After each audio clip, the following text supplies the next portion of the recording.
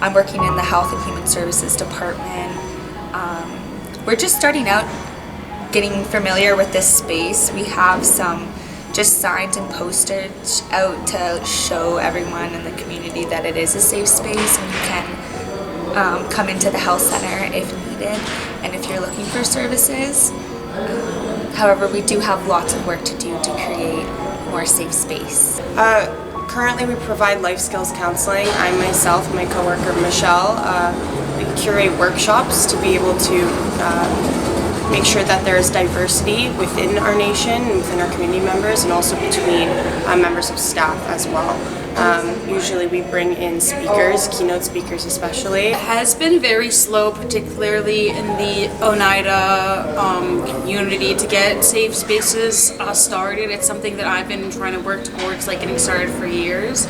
But it's starting to get into a much better place as we had our first Pride event happen for the first time and ever, and it was a very beautiful small event, and I was really proud of the turnout and all the people participating. So that's a really good step, and there is a little bit more education happening amongst family members because a lot of Two-Spirit people are no longer wanting to hide in the closet. So it is fostering more of a understanding between Two-Spirit folk and non-Two-Spirit folk in the community. This past summer, in June 2022, they had their first Pride event, and I was a part of the Pride panel, and it was amazing because never seen such a thing on Oneida before. So creating that conversation, starting that conversation, and I think that hopefully it'll lead more towards having more safe spaces for queer people and people of the 2S LGBTQ plus spectrum. Supporting different workshops and events for Two-Spirit LGBTQ people in the community.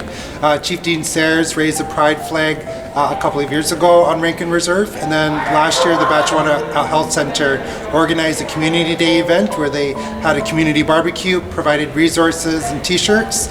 They organized a community march, and then raised the Pride flag again for a one-day event last year in Batchewana. It's at the forefront of thinking, but I think it's definitely something that needs to be further implemented on a wider scale.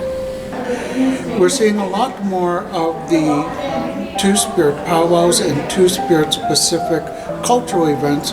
And the reason that we're seeing these specific events is because we have to remember that even though we're having these conversations around Two-Spirit Indigenous queer people, those conversations are slow, they're not happening in all of our stories, and a lot of these ceremonial spaces are still not safe for us as Indigenous people. I think we need more individuals to come and share their stories and more volunteers. One of the difficult things is finding people that are okay with speaking up and speaking out and advocating for themselves and other members of their community. I always grew up within the powwow circle. My dad was a firm believer in singing and dancing. It's a part of our teachings and a part of our way of life, connecting spiritually. I think that personally, I believe that spiritual healing would help many of our people. Just pretty much having more LGBT, Two-Spirit people on panels and whatnot, expressing concerns where areas need to be improved, and having our voices heard. Creating platforms and spaces where we can hear from our community members and their experiences and how we just can really begin to understand each other better, and then that I think that understanding will lead to acceptance. There's a lot of homophobia, there's a lot of housing crises for Two-Spirit youth in particular, a lot of isolation and mental health issues. So first and foremost, getting a nice safe space for education, for mental health advocacy, and working towards all that.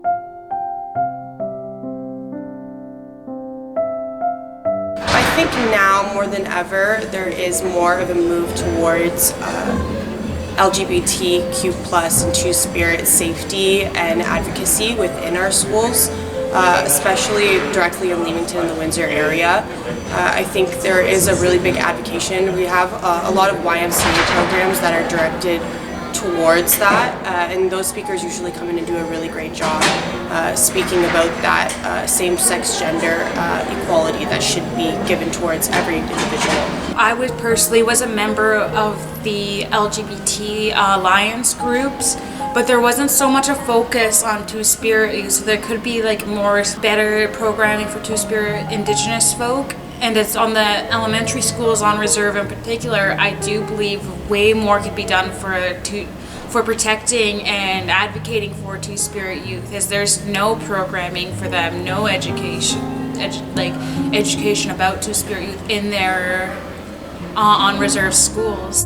Community schools can be supportive by changing policies and their procedures when if somebody comes out as being Two-Spirit or LGBTQ, whether that is a student that enters that school or whether it's a staff member or even parents of LGBTQ children.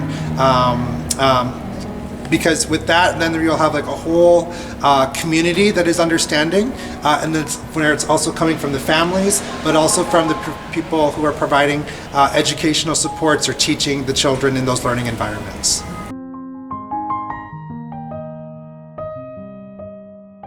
I think ceremonies have definitely changed a lot, and I think that they could always work to be more supportive. It's very much a mixed bag. There are some people who are so supportive and accepting and beautiful, and I would say majority, but there are definitely still some cultural leaders who still like had to deal with grips of like homophobia and transphobia, that's like an internalized biases like towards that.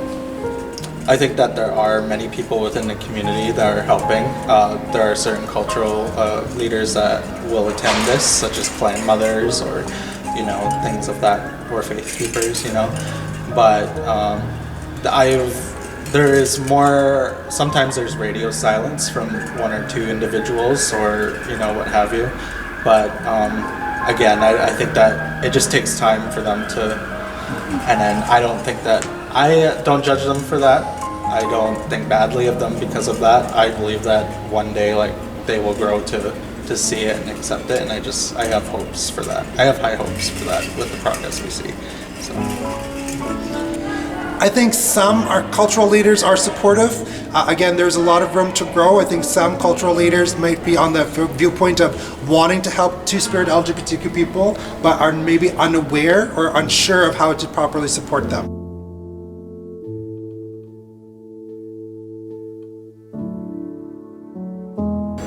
Having more individuals come into our community and share their knowledge and share